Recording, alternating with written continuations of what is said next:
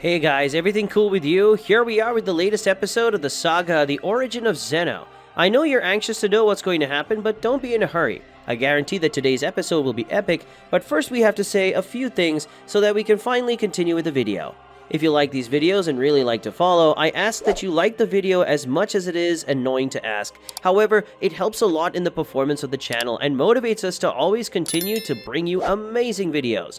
That said, after the recap of the last episode of the saga, you will have the new episode. In the last episode of the saga, we saw Miss Zama moving on with her life after being officially a widow, as she had lost her husband Ozem in a battle. So the ceremony and burial of Ozem took place with the presence of most of the people who helped and served Ozem. As expected, Miss Zama was completely shaken by the loss. In addition to living without the man of her life, Miss Zama would have to take care of her son, who was still a newborn, who was now destined to be the new leader of the races. After the funeral, Miss Zama found an old soul of Ozem. The Ramujin warrior's name was Badom, who was there to offer training to Zeno, who according to Badom had an absurd power potential that could even be more powerful than his father Ozem. Will Miss Zama let Badom train her son? If Miss Zama really lets Badom train him, what will happen? This you will find out in today's episode, but first, turn off the lights in your room and grab your lunch because today's episode is starting. A few years have passed after Ozem's death. Miss Zama was fulfilling the role of leader of her people. Even though she wasn't a warrior, Miss Zama was doing her best to keep her people united and very stable.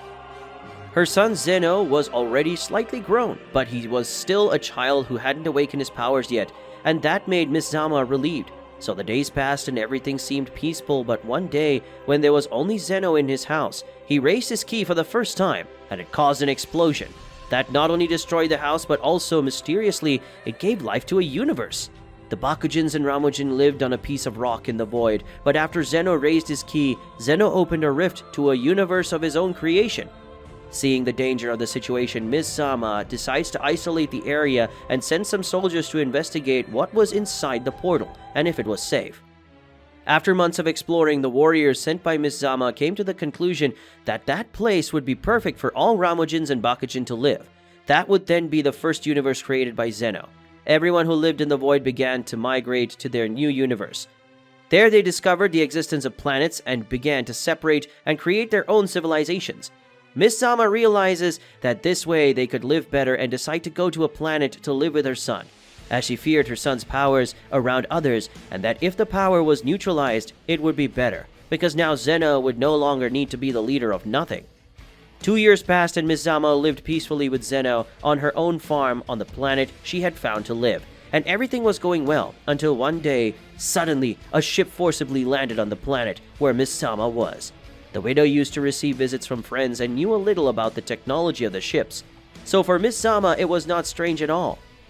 From inside the ship came a man who was familiar to Miss Zama. It was Dr. Bane, an extremely skilled doctor who tended to the wounds of those wounded in battle. Bane then exited the ship slightly injured and ran to Miss Zama, who watched the situation worriedly. Looking at the doctor, Miss Zama said, "Bane, what happened? How did you get hurt like that?" asked Miss Zama to the doctor while helping him to walk. At the very moment, her ship exploded. Bane, even with great difficulty, said, "I was quietly working in my laboratory when 4 guys I've never seen in my life attacked me. They looked like Bakujin, only they were green," said Dr. Bane, falling to his knees on the floor. Miss Zama, confused, then questions, "What did they want?" questioned Miss Zama, helping Bane to stand up. Dr. Bane replied, "They wanted to steal powerful technology. I fled here because you need to talk to Badom, so he can hunt down these criminals. But I don't know how, since the ship exploded," says Bane. Suddenly, Zeno appears and fixes Bane's ship with the snap of his fingers, leaving the impressed doctor, who fainted shortly afterwards. Miss Zama left him resting on the bed and asked Zeno to watch over him while Miss Zama went after Badom. This would be the second time that Miss Zama would ride in a ship, but Miss Zama would arrive at the location of the former warrior of her army, Badom. Miss Zama entered the ship and sat down, relaxed her back muscles, and then concentrated on the controls and tried to remember how to pilot the ship. After trying for a little while, Miss Zama manages to make the ship levitate and waves to Zeno and pokes his own head, signaling Zeno not to forget the order to watch Dr. Bane while he was in a fainting situation. After levitating, the ship advanced at high speed upwards in a somewhat awkward way and followed the path that supposedly would take it to the planet where Badom would be living. A good time passed, and Miss Zama questioned herself as she began to doubt that this would be the correct path. But after a few minutes, Miss Zama saw the whitish planet on which Badom lived. Zama then landed where she thought Badom should be and said the following words to herself after realizing the awkward way in which she landed. She comments, "Compared to the way I started the flight, the landing was quite normal and peaceful." Miss Zama spoke in a proud and positive way. Right after this horror show with the ship, Miss Zama goes looking for Badom, and when looking at Badom's house, Miss Zama realizes that he had just left. But the traces that Badom left, he had gone to the east.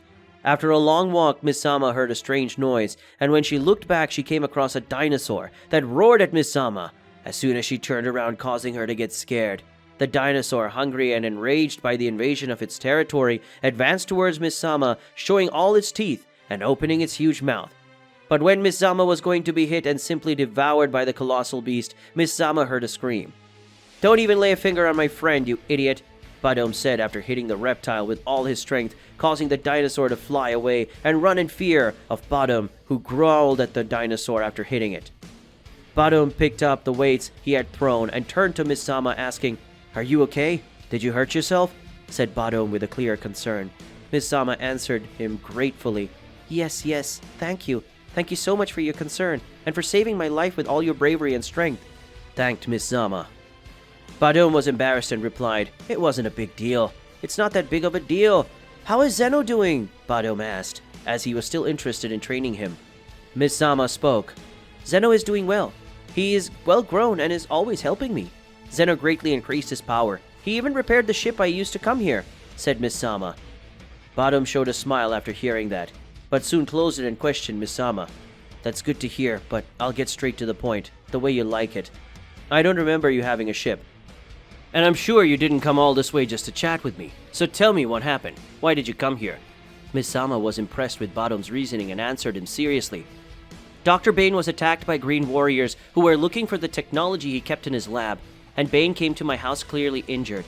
Bane told me to look for you because those warriors were strong and walked in groups. So please," Miss Zama looked at Badom and continued, "I want you to go after those warriors and take the technology back to its owner." Badom was crestfallen and said with a tone of sadness and resentment, "I don't fight anymore. There are several other warriors who managed to fight against the Namakusejins, which are the derived race of the Bakujins. The Namakusejins emerged after the creation of this universe. I'm no longer what I was before," said Badom, leaving Miss Zama crestfallen and thinking about how she could convince Badom to help her. What will happen? Will Miss Zama be able to convince Badom to fight with the Green Warriors? What will she have to do to achieve this? Questions like these will only be answered in the next episode, because today's episode ends here. Hey guys, I know it's sad when today's video unfortunately ends, but don't worry because the next episodes are coming. And if you liked it, don't forget to leave your like, because it helps us a lot and motivates us to continue with these videos that you like so much. Comment your theories of what could happen in the next episode and share the video with your friends so you can follow along. That's it. See you guys.